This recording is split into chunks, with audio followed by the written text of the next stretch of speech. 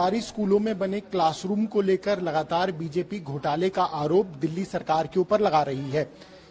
इसी मामले को लेकर दिल्ली सरकार की तरफ से एक मानहानि का भी मुकदमा दायर किया गया था बीजेपी के नेता विजेंद्र गुप्ता के खिलाफ। अब उस मुकदमे में बड़ी राहत बीजेपी के विधायक विजेंद्र गुप्ता को मिली है। इस वक्त वो हमारे साथ मौजूद हैं।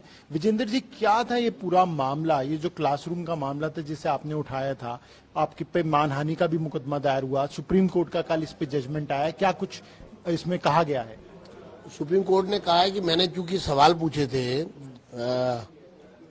1 जुलाई 2019 को एक ट्वीट किया था, ये वो ट्वीट है, और इसमें 24 सवाल पूछे थे। और इसमें मैंने पूछा था दिल्ली के मुख्यमंत्री केजरीवाल जी और उप मुख्यमंत्री मनीष सिसोदिया जी, मेरे इन 24 सवालों के जवाब दे दो। मेरा दावा है कि मेरे सवालों के जवाब ही कमरों के निर्माण, स्कूलों में जो कमरे बनाए थे, कमरों के निर्माण में आपके द्वारा किए गए घोटाले की पोल खोल देगा। पर आप सवालों के जवाब देने से कतरा रहे हैं, लेकिन मैं जवाब लेके रहूंगा।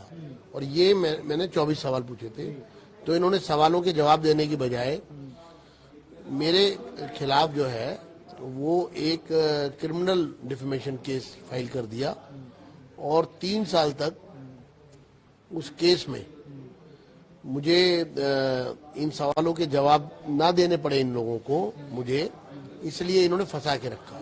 और अल्टीमेटली कल सुप्रीम कोर्ट ने ये कहा है कि ये इस ट्वीट में तो कोई डिफेमेशन नहीं है, और सवाल अगर पूछे अपोजिशन ने तो आप इसका मैं ये कैसे कह सकते हैं इसमें आपका डिफेमेशन हो गया।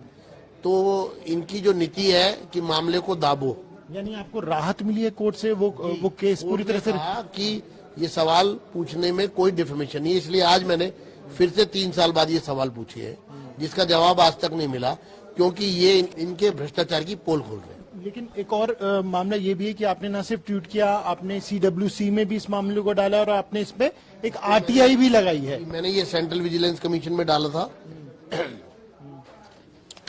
इसकी रिपोर्ट सेंट्रल विजिलेंस कमीशन ने दी, और उसमें उन्होंने कहा कि हमने पाया है इसमें भ्रष्टाचार हुआ है। और ये रिपोर्ट जो है ये 17 फरवरी 2020 को दिल्ली सरकार को सौंपी गई मेरी कंप्लेंट पर, लेकिन इसको भी इन्होंने लगभग 19 महीने जो है वो दबा के रखा, 20 महीने दबा के रखा। फिर आपने RTI लगाई, फिर इन्होंने इसको भी कोई रिप्लाई नहीं किया। फिर मैंने ये RTI लगाई है 1 सितंबर 2019 को 2022 को, और इसको भी 50 दिन हो गए, अभी तक मुझे रिप्लाई नहीं मिल रहा है। तो अब जब कोर्ट से आपको राहत मिल गई है, क्या ये माना जाए कि आप दोबारा से इस मुद्दे को ज्वलंत तरीके से उठाते हुए नजर आएंगे? निश्चित रूप से जो भ्रष्टाचार हजारों करोड़ रुपए का किया गया दिल्ली सरकार के द्वारा, उसका खुलासा हम करके रहेंगे, उसका जवाब लेके रहेंगे।